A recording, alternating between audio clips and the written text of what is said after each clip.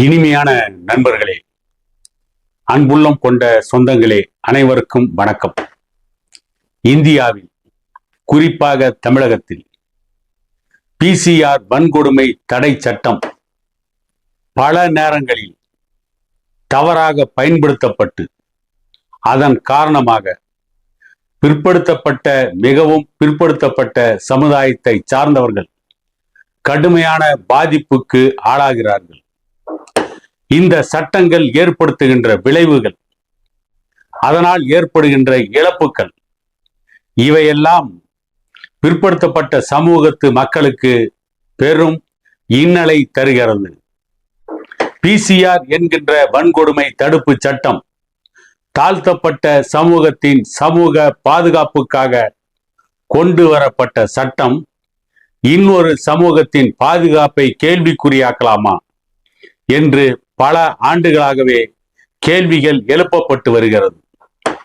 2 நாட்களுக்கு முன்பு கரூர் மாவட்டம் வாங்கல் கிராமத்தில் 85 வயது முதியவர் மற்றும் அந்த கிராமத்தில் உள்ள மக்கள் மீது சரியான விசாரணை நடத்தாமல் பிசிஆர் வன்கொடுமை தடுப்பு சட்டம் பயன்படுத்தப்பட்டு இருக்கிறது. அதன் மூலம் ஒரு கிராமத்தில் இருக்கின்ற பெரியவரும் அந்த கிராம மக்களும் கடும் அவதிக்கும் அல்லலுக்கும் ஆளாகிறார்கள். இதை கண்டித்து பாட்டாளி மக்கள் கட்சியின் நிறுவன தலைவர் அறிக்கை வெளியிட்டிருக்கிறார். அந்த அறிக்கையில் தமிழ்நாடு அரசுக்கு கடுமையான கண்டனங்களை பதிவு செய்திருக்கிறார். பிசிஆர் சட்டத்தின் பயன்பாட்டில் நியாயமும் சமநிலையும் உறுதி செய்யப்பட வேண்டும். கரூர் மாவட்டம் வாங்கல் காவல் நிலைய எல்லைக்கு உட்பட்ட வெடிச்சிபாளையம் கிராமத்தில் நடைபெற்ற சம்பவத்தில் 85 வயதான முதியவர் கிருஷ்ணன் தாக்குதலுக்கு உள்ளாகி காயமடைந்த நிலையில் பாதிக்கப்பட்டவருக்கு நீதி கிடைப்பதற்கு பதிலாக அவர் மீதும் ஊர் பொதுமக்கள் மீதும் பிசிஆர் சட்டத்தின் கீழ் வழக்கு பதிவு செய்யப்பட்டிருப்பது அதிர்ச்சியும் கவலையும் அளிக்கிறது. தாழ்த்தப்பட்டோர் மற்றும் பழங்குடியினர் வன்கொடுமை தடுப்பு சட்டம் சமூக நீதியையும் பாதுகாப்பையும் உறுதி செய்வதற்காக உருவாக்கப்பட்ட முக்கியமான சட்டமாகும். ஆனால் சட்டத்தின் நோக்கத்திற்கு மாறாக முழுமையான விசாரணை மேற்கொள்ளாமல் ஒருதலை பட்சமாக வழக்குகள் பதிவு செய்யப்படுவதாக பல்வேறு தரப்பு மக்களிடமிருந்து தொடர்ந்து குற்றச்சாட்டுக்கள் எழுந்து வருகின்றன. தமிழ்நாடு முழுவதும் பல இடங்களில் பின்னர் நீதிமன்றங்களில் நிரூபிக்கப்படாமல் விடுதலையாகும் வழக்குகள் கூட ஆரம்ப கட்டத்திலேயே சம்பந்தப்பட்டவர்களின் வாழ்க்கையை கடுமையாக பாதிக்கின்றன. குறிப்பாக இளைஞர்கள், அரசு வேலைகள், தனியார் வேலை வாய்ப்புகள் மற்றும் சமூக முன்னேற்ற வாய்ப்புகளை இழக்கும் நிலை ஏற்படுகிறது. இறுதியில் அவர்கள் குற்றமற்றவர்கள் என நிரூபிக்கப்பட்டாலும் அதுவரை அவர்களின் கல்வி, வேலை வாய்ப்பு மற்றும் எதிர்காலம் பெரும் பாதிப்புக்கு உள்ளாகிறது.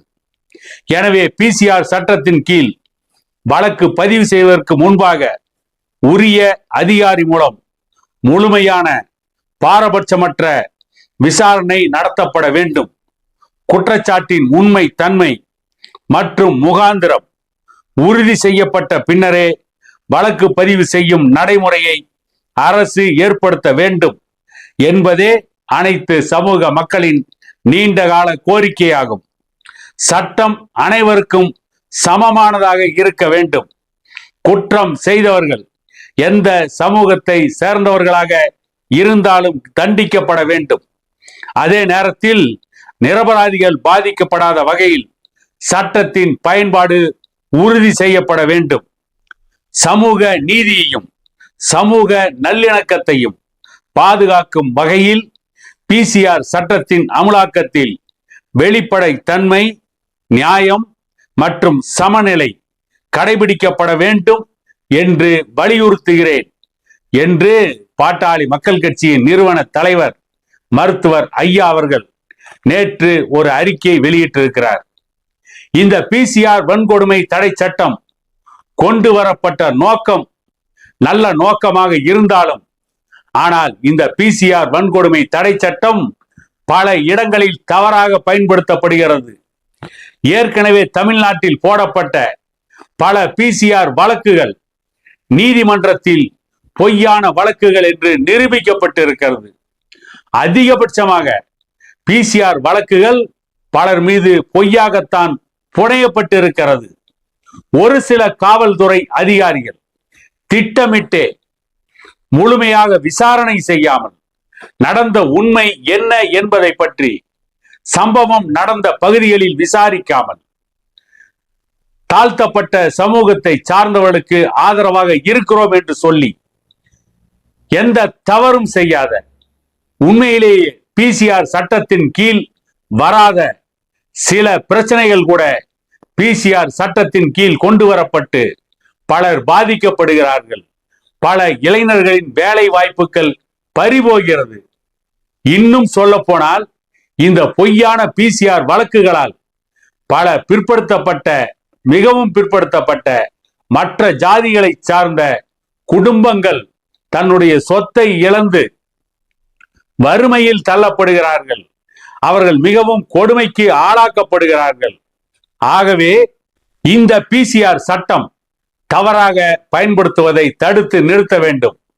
கண்ணால் காண்பதும் பொய், காதால் கேட்பதும் பொய், தீர விசாரிப்பதே மெய் என்று ஏற்கனவே பலமுறை சொல்லப்பட்டிருக்கிறது. அந்த அடிப்படையில் எந்த பிசிஆர் வழக்காக இருந்தாலும் சரி, தாழ்த்தப்பட்ட சமூகத்தை சார்ந்தவருக்கும் மற்றவருக்கும் ஒரு தகராறு நடக்குமானால், தகராறு நடந்த இடம், அந்த காலம், அந்த சூழ்நிலை, தகராறு ஏன் ஆரம்பமானது என்பதை பற்றி எல்லாம் முழுமையாக விசாரிக்காமல் பிசிஆர் வழக்குகள் தவறாக பயன்படுத்தப்படுவது தடுத்து நிறுத்தப்பட வேண்டும். கடந்த ஆட்சிகளில் நடந்தது. இப்பொழுது விஜய் ஆட்சியில் இந்த பிசிஆர் வழக்கு இன்னும் வேகமாக வளர ஆரம்பித்து விட்டது. இந்த பிசிஆர் வழக்கின் கீழ் நடவடிக்கை எடுக்க வேண்டும் என்று திட்டமிட்டே பல புகார்கள் கொடுக்கப்படுகிறது. அந்த புகாரின் அடிப்படையில் விசாரணை நடத்தாமல் பிசிஆர் வழக்கு பதிவு செய்வதும், கரூர் மாவட்டம் வாங்கலில் 85 வயதான முதியவரை தாக்கியதோடு மட்டும் நில்லாமல் அவர் மீதே பிசிஆர் வழக்குகளை பதிவு செய்கிறார்கள் என்று சொன்னால், இந்த பிசிஆர் வழக்கு எந்த அளவிற்கு தவறாக பயன்படுத்தப்படுகிறது. ஆகவேதான் மருத்துவர் ஐயா அவர்கள் கடுமையான கண்டனத்தை தெரிவித்து பிசிஆர் வழக்குகள் தவறாக பயன்படுத்தப்படுவதை தடுத்து நிறுத்த வேண்டும். பிசிஆர் வழக்குகள் சரியான முகாந்திரம் இல்லாமல் யார் மீதும் பதியக்கூடாது என்று திட்டவட்டமாக அறிவுறுத்தி இருக்கிறார். இனியாவது அரசும் காவல்துறையும் பிசிஆர் வழக்கை பயன்படுத்த வேண்டிய இடத்தில் நியாயமான காரணம் இருந்தால் மட்டும்தான் பிசிஆர் வன்கொடுமை தடை சட்டத்தை பயன்படுத்த வேண்டும். இல்லையே சாதாரணமாக இருக்கின்ற சட்ட பிரிவுகளின் மீது வழக்கு தொடுத்து அந்த சம்பவம் நடந்தது உண்மையாக இருக்கும் பட்சத்தில் அவர்களுக்கு நீதிமன்றங்களில் கடுமையான தண்டனையை வாங்கி தரட்டும். அதில் யாருக்கு மாற்று கருத்து இல்லை. ஆனால் திட்டமிட்டு பிசிஆர் வன்கொடுமை தடை சட்டத்தை பயன்படுத்துவதை பெரும்பாலான மக்கள் வன்மையாக கண்டிக்கிறார்கள் என கூறிக்கொண்டு, மீண்டும் இதை போன்ற ஒரு காணொளியில் உங்களை சந்திக்கும் வரை உங்களிடமிருந்து விடைபெறுவது உங்கள் எடப்பாடி துரைசாமி.